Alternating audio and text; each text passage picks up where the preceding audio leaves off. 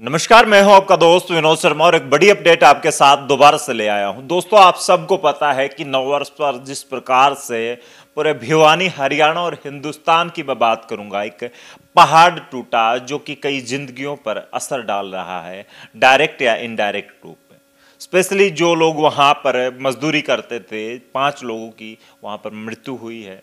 उनके प्रति हमारा चैनल भी श्रद्धांजलि अर्पित करता है, उनको नमन करता है। उनके परिवारों को भगवान ऐसी हिम्मत दे और कुछ उनको सरकार की तरफ से बेनिफिट मिले ताकि उनके परिवार भी चल सकें।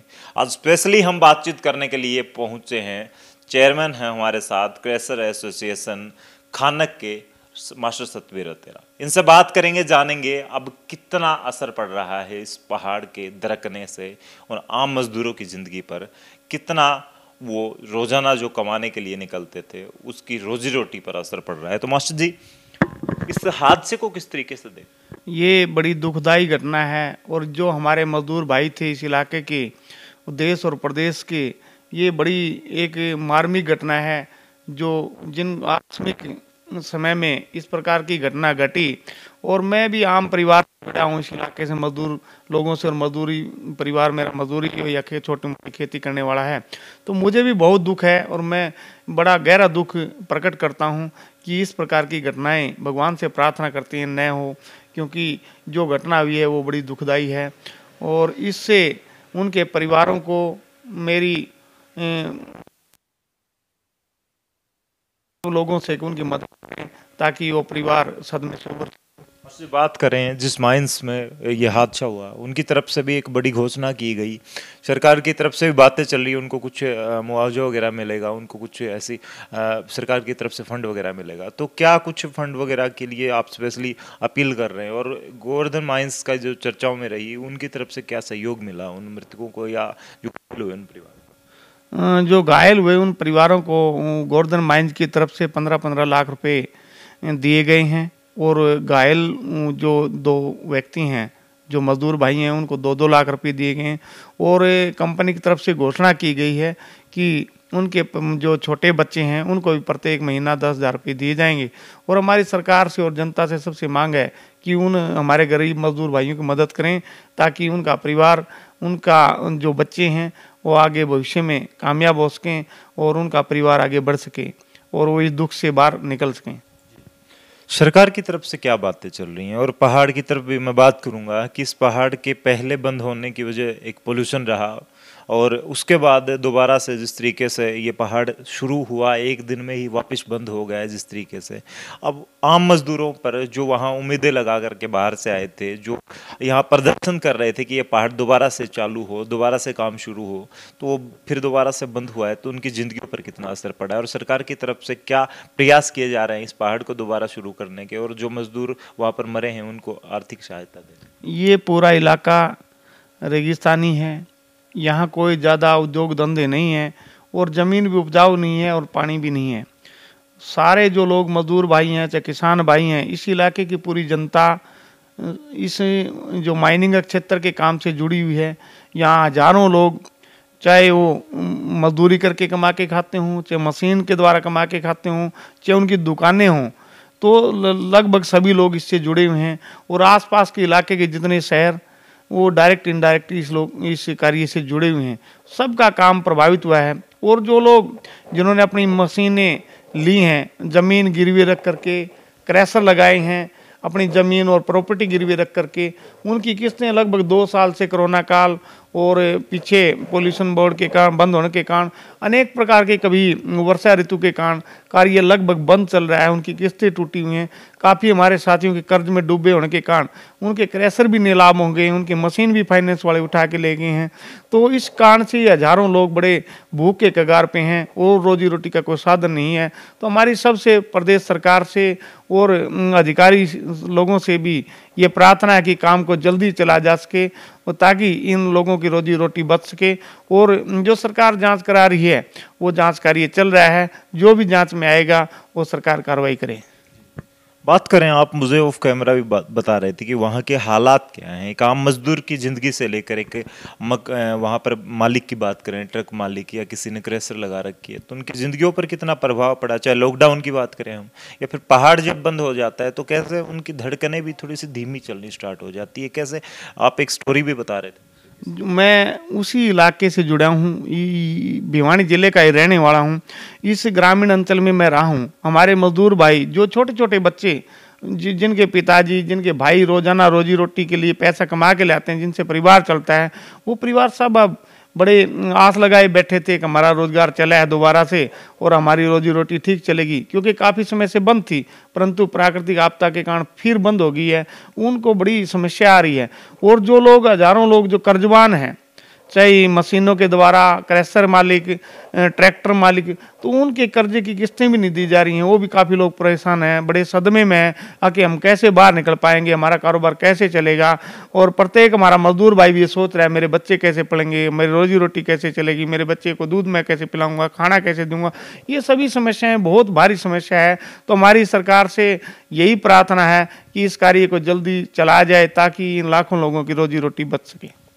क्या लग रहा है, वो लोग वहाँ पर कितनी संख्या में डायरेक्ट या इनडायरेक्ट लोगों की जिंदगियां जुड़ी हुई हैं, आजीविका जुड़ी हुई है इस कानक पहाड़ से, इस डाडम पहाड़ से, और आने वाले वक्त में उन लोगों के क्या उम्मीदें लग रही हैं उन लोगों को कि कब तक ये पहाड़ दोबारा से शुरू होगा तो उनकी भी खुशियां शुरू हो। अब इस खनन क्षेत्र से डायरेक्ट करीब 50,000 के करीब लोग जुड़े हैं और इनडायरेक्ट लाखों लोग जुड़े हैं, क्योंकि 2200 जो हाईवा हैं यहाँ लोकल हैं और 2500 हाईवा जो बाहर से आते हैं इनडायरेक्ट जुड़े हुए हैं। प्रत्येक हाईवा पे 2 आदमी काम करते हैं, उनके परिवार के भी 5-5 आदमी, तो 10 आदमी डायरेक्ट एक ट्रक से जुड़े हुए हैं। इसी प्रकार एक मशीन से भी जुड़े हुए हैं।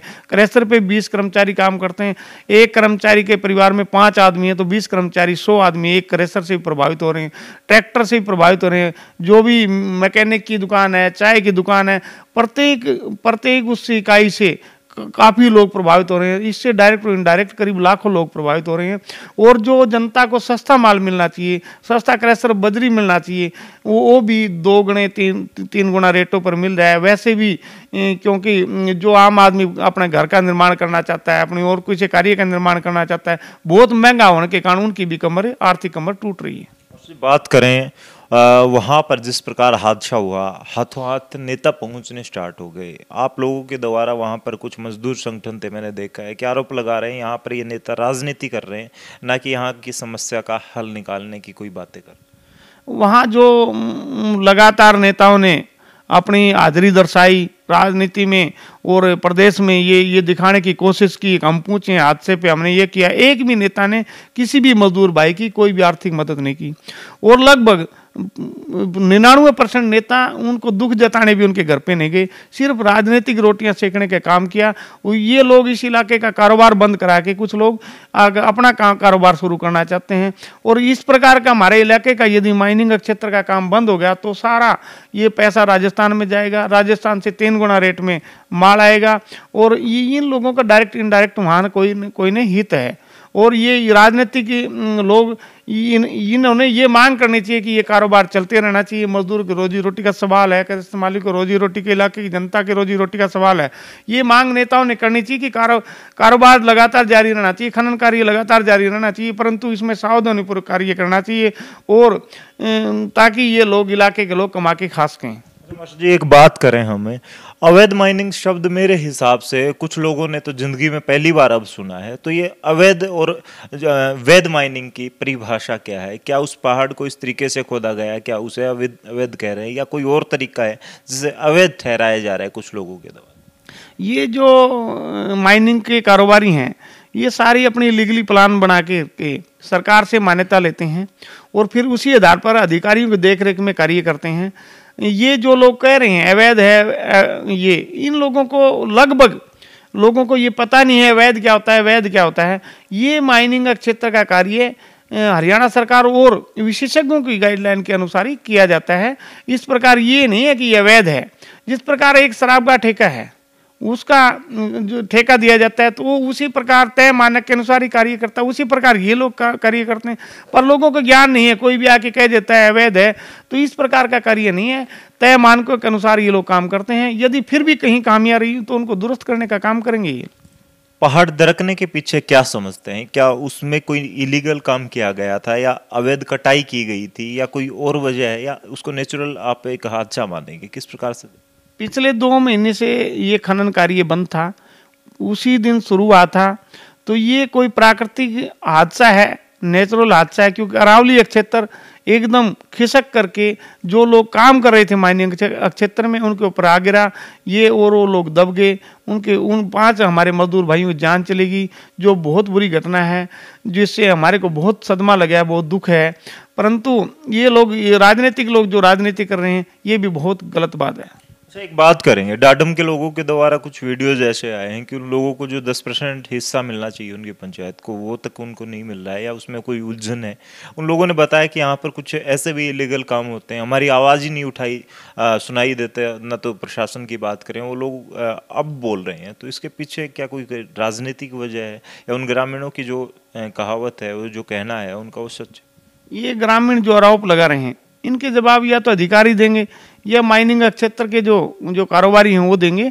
इस प्रकार के कुछ आरोप तो बिल्कुल निराधार हैं, और ये जो आधार जिनका है तो वो जो भी लीगली उनका वो सरकार से उनको मिलेगा। ये अधिकारी या जो क्रेशर माइनिंग के लोग हैं वो उनका करेंगे कुछ।